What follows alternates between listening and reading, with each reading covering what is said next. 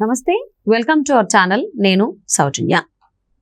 అధికారంలో ఉన్న వాళ్ళే ట్యాంపరింగ్ చేస్తారంటే మరి చంద్రబాబు 2019లో చేశారా అని చెప్పని డిప్యూటీ స్పీకర్ వీరభద్ర స్వామి కామెంట్ చేశారు. ఆయన తిరుమల స్వామివారి దర్శనం చేసుకుని తర్వాత మీడియాతో మాట్లాడుతూ ఇంకొన్ని కామెంట్స్ కూడా చేయడం జరిగింది.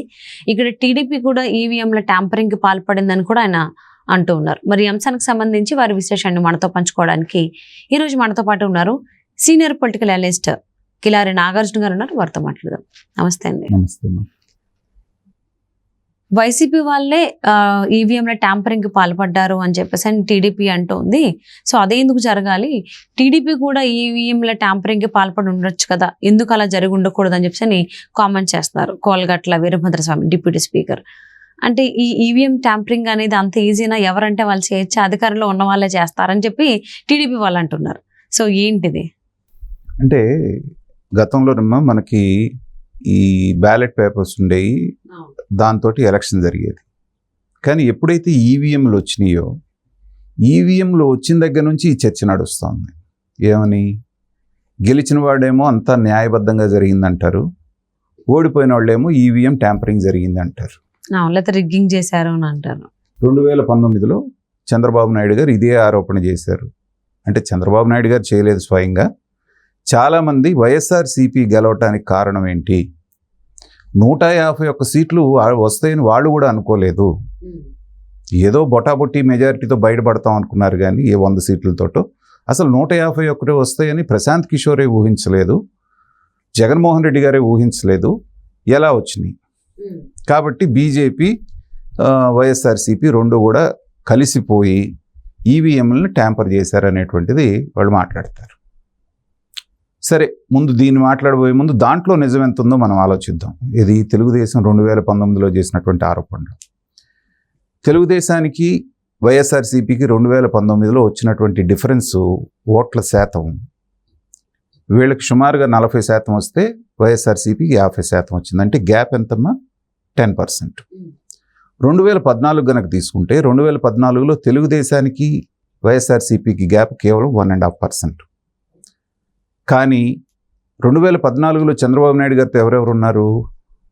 పవన్ కళ్యాణ్ ఉన్నాడు, బీజేపీ ఉంది, బీజేపీ వేవ్ ఉంది. అప్పుడు మోడీ గారు అప్పుడే ఫస్ట్ టైం ఎలక్ట్ అవ్వబోతున్నారు. మోడీ వేవ్ భారతదేశ వ్యాప్తంగా ఉంది. అలాంటి సందర్భంలోనే ఒక్క జగన్మోహన్ రెడ్డి పోటీ చేస్తే, ముగ్గురు మీరు కలిసి పోటీ చేసినా కానీ కేవలం 1.5%, 5 లక్షల ఓట్లతో బయటపడ్డారు మీరు. అలాంటిది 2019కి వచ్చేటప్పటికి మీతో పవన్ కళ్యాణ్ లేడు, బీజేపీ లేదు. బీజేపీ లేకపోగా బీజేపీ మీకు వ్యతిరేకంగా ఉంది. 2019లో పవన్ కళ్యాణ్ గారికి వచ్చినటువంటి ఓట్ల శాతం 6.5%, బీజేపీకి వచ్చినటువంటి శాతం 0.86%.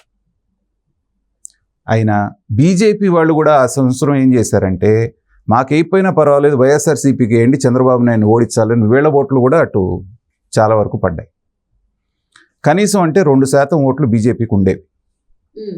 అంటే మీకు అక్కడ ఒక 2%, ఇక్కడ 6.5%, ఎంతైంది? 8.5%. మీకు వాళ్ళకు ఉన్నటువంటి గ్యాప్ ఎంత? 10%. మిగతాది ఎడిదిరిగి 5 సంవత్సరాలు పాలించినప్పుడు ప్రతి గవర్నమెంట్కి యాంటీ ఇన్కంబెన్సీ ఎడిదిరిగి ఉంటుంది కాబట్టి అదొక 1.5-2% పనిచేసింది. 10% మార్జిన్తో ఓడిపోయారు. ఇంకా దీంట్లో ట్యాంపరింగ్ పనే ఉంది, ట్యాంపరింగ్ చేయాల్సిన అవసరం ఏముంది?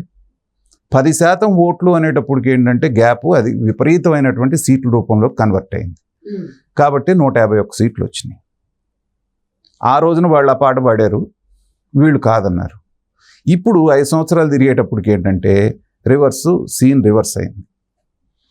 ఆ రోజున ఇండైరెక్ట్గా వైఎస్ఆర్సీపీకి సపోర్ట్ చేసిన బీజేపీ ఇవాళ మళ్ళీ చంద్రబాబు నాయుడు గారితో జట్టు కట్టి కూటమిలోకి వచ్చింది. కాబట్టి ఆ వైపు నుంచి వచ్చే సహకారం అనేటువంటిది తగ్గిపోయింది. వాళ్ళు పూర్తిగా చంద్రబాబు నాయుడు గారికి సహకరించకపోయినప్పటికీ చాలా వరకు న్యూట్రల్గా ఉన్నారు. చంద్రబాబు నాయుడు గారు పొత్తు పెట్టుకున్న కారణం కూడా అదే, ఫేవర్ చేయకపోయినా పర్వాలేదు కానీ జగన్కి సాయం చేయకూడదు. అది జరగలేదు కాబట్టే ఈ హాహాకారాలన్నీ వింటున్నాం మనం.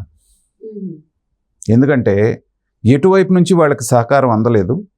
రేపొద్దున ఓడిపోతాం అనేటువంటి వాళ్ళకి వాసన వస్తోంది. పోలింగ్ జరిగిన విధానం, ప్రజలు పెద్ద ఎత్తున 82% ఓట్లు వేయటం, అమెరికా నుంచి, ఆస్ట్రేలియా నుంచి, హైదరాబాద్ నుంచి, బెంగళూరు నుంచి, చెన్నై నుంచి దాదాపు 35 లక్షల మంది జనాభా అదే పనిగా రాష్ట్రానికి వచ్చి 35 లక్షలు అంటే మోర్ దాన్ 10%. వాళ్ళంతా పని కట్టుకొని రావటం, ఇవన్నీ చూసిన తర్వాత ఏంటంటే వాళ్ళకి అర్థమవుతుంది సీన్ ఏంటనేది. కాబట్టి గ్రౌండ్ అనేది ప్రిపేర్ చేసుకుంటున్నారు వీళ్ళు. తెలుగుదేశం ఆరోపిస్తుంది ఏంటంటే వాళ్ళు ఏదో దాన్ని మారుస్తారు అంటలేదు. వీళ్ళు ఓడిపోయే పరిస్థితి ఉంది కాబట్టి ఈవీఎంలను ఏదన్నా ధ్వంసం చేయటమో లేకపోతే అలాంటివి ఏమన్నా చేసే అవకాశం ఉంది వైఎస్ఆర్సీపీ వాళ్ళు అనేటువంటి ఆరోపణ వీళ్ళు చేస్తున్నారు. అయితే వాళ్ళలో కొంతమంది అత్యుత్సాహం ఉన్న వాళ్ళు ఏంటంటే ఫారిన్ టెక్నాలజీ ఏదో ఉంది, బయట నుంచి ఈవీఎంలని ట్యాంపర్ చేయొచ్చంట, ఇటు పడ్డ ఓట్లు అటు పడ్డ ఓట్లు ఇటు చూపించవచ్చంట అనేటువంటి గాలి వార్తలు మాట్లాడుతున్నారు. వీటిని నేను గాలి వార్తలనే అంటాను. ఇంతవరకు ఈవీఎంని ట్యాంపర్ చేయొచ్చు అనేటువంటిది సైంటిఫిక్గా ఎవరు భారతదేశంలో ప్రూవ్ చేయలేదు. దానికి ఏమాత్రం 0.1% అవకాశం ఉన్నా ఇంత పెద్ద వ్యవస్థలో భారతదేశం లాంటి ఇన్ని కోట్ల మంది ప్రజలు ఉన్నటువంటి దాంట్లో ఆ లోపభూయిష్టమైనటువంటి విధానాన్ని అనుసరించరు. అది ఎవరు గెలిచినా ఎవరు ఓడినా మనకు అనవసరం. కానీ ఈవీఎంలు అనేటువంటివి పర్ఫెక్ట్ ఓటింగ్ సిస్టమ్ అనేటువంటిది నేను నమ్ముతున్నాను. దాన్ని ట్యాంపర్ చేయడానికి అవకాశం లేదు. ఓడిపోతాం అనుకున్న వాళ్ళు ఖచ్చితంగా అదేదో జరుగుతుందని గగ్గోలు పెట్టడం అనేటువంటిది సహజమే, ఇప్పుడు ఇందాక నేను అన్నట్టుగా.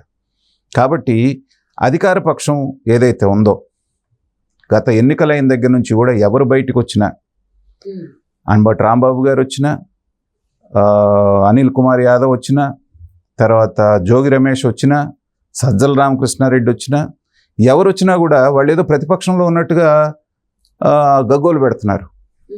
అక్కడ అన్యాయం జరిగింది, ఇక్కడ అన్యాయం. మీరు ఆపద్ధర్మ ప్రభుత్వం, ఇంకా వ్యవస్థ మీ చేతిలోనే ఉంది, మీరే అధికారంలో ఉన్నారు. అది మర్చిపోయి వాళ్ళేదో అధికారంలో చంద్రబాబు నాయుడు గారు ఉన్నట్టు, వీళ్ళేదో ప్రతిపక్షంలో ఉన్నట్టుగా మాకు ఇది జరగలేదు, అది జరగలేదు, మా మాట వాళ్ళు వినలేదు, వీళ్ళు వినలేదు అనేటువంటిది చేస్తుంది. ఏంటంటే జరగబోయే భవిష్యత్తు వాళ్ళ కళ్ళ ముందు క్లియర్గా కనపడుతోంది. కాబట్టి ఇప్పుడు మీరు చెప్పిన డిప్యూటీ స్పీకర్ ఎవరన్నా ఉన్నారు, వాళ్ళు మాట్లాడినా, ఇంకోళ్ళు మాట్లాడినా, వీరభద్రస్వామి గారు మాట్లాడినా, ఇవన్నీ ఏంటంటే ఓటమిని కౌంటర్ చేయడానికి ఒక ప్రాతిపదిక ఏర్పాటు చేసుకుంటున్నారు. వెనక ఏదో సామెత ఉంది, ఏ వంకర అంటే ఏ లొంకర అన్నాడంటే వెనకెవడు. అలాగే ఎందుకు ఓడిపోయారయ్యా మీరంటే మేము చేసిన ఏదో పనుల మొత్తంలో ఓడిపోయామని చెప్పడం కాకుండా అది చంద్రబాబు నాయుడు వాళ్ళని మేనేజ్ చేశాడు, వీళ్ళని మేనేజ్, ఇందాక చెప్పారు కదా, వెనక మోడీని మేనేజ్ చేశాడు, పవన్ కళ్యాణ్ మేనేజ్ చేశాడు, షర్మిలను మేనేజ్ చేశాడు, సునీతను మేనేజ్ చేశాడు, విజయలక్ష్మి గారిని మేనేజ్ చేశాడు, ఎలక్షన్ కమిషన్ మేనేజ్, అందరి రిమోట్లు చంద్రబాబు దగ్గర. మరి అట్లాంటప్పుడు మిమ్మల్ని ఎన్నుకోవాలా? అంత తెలివిగలను ఎన్నుకోవాలా? ఇంతమందిని మేనేజ్ చేయగలిగినాడు నిజంగా సమర్థుడేగా. మీరు సొంత చెల్లిని తల్లిని మేనేజ్ చేయలేని వాళ్ళు మీరు అసమర్థులేగా. సో మిమ్మల్ని ఎందుకు ఎన్నుకోవాలి? ఈ సింపుల్ లాజిక్ మర్చిపోయి చంద్రబాబు నాయుడు గారిని వీళ్ళు ఎలివేట్ చేస్తున్నారు. వీళ్ళు విమర్శిస్తున్నాం అనుకొని చంద్రబాబు నాయుడు గారిని, ఆయన యొక్క స్థాయిని పెంచుతూ ఉన్నారు వీళ్ళు. ఇంకా అది అర్థం కావట్లేదు. కాబట్టి ఏంటంటే ఇవన్నీ కూడా వాళ్ళు మాట్లాడే అనవసరమైన మాటలే, కానీ అది practically it is impossible. Okay. So మొదటి నుంచి కూడా, అంటే ఎప్పుడైతే పోలింగ్ అయిందో నెక్స్ట్ డే నుంచి కూడా వైసీపీ నేతలు ప్రతిదీ ఆరోపణలు చేస్తూనే ఉన్నారు. అంతా చంద్రబాబు చాలా తప్పులు చేశారని, లేదా ట్యాంపరింగ్ పాల్పడ్డారని, అధికారులు ఎవరు కూడా మాకు సపోర్ట్ చేయలేదని వైసీపీ నేతలు చెప్పుకుంటూ వచ్చారు. ఇప్పుడు ఏకంగా ట్యాంపరింగ్ వచ్చేసింది. ఈవెన్ ట్యాంపరింగ్ అనేది చంద్రబాబు చేసి ఉండొచ్చు, మేము ఇది చేయలేదు అని చెప్పి వీళ్ళు అంటున్నారు. వైసీపీ వాళ్ళు చేస్తారని టీడీపీ వాళ్ళు అంటున్నారు. సో ఏదేమైనా రిజల్ట్ వరకు వెయిట్ చేస్తే, అసలు ట్యాంపరింగ్ సంగతి పక్కన పెడితే ఆంధ్రప్రదేశ్ ప్రజలు ఎవరిని ఎంచుకున్నారు యాజ్ ఎ ముఖ్యమంత్రిగా? అసమర్థుడునా, సమర్థుడినా, లేదా అసమర్థుడినా అనేది తెలుస్తుందని చూద్దాం ఏంటి అనేది. Thank you so much Nagarjuna గారు.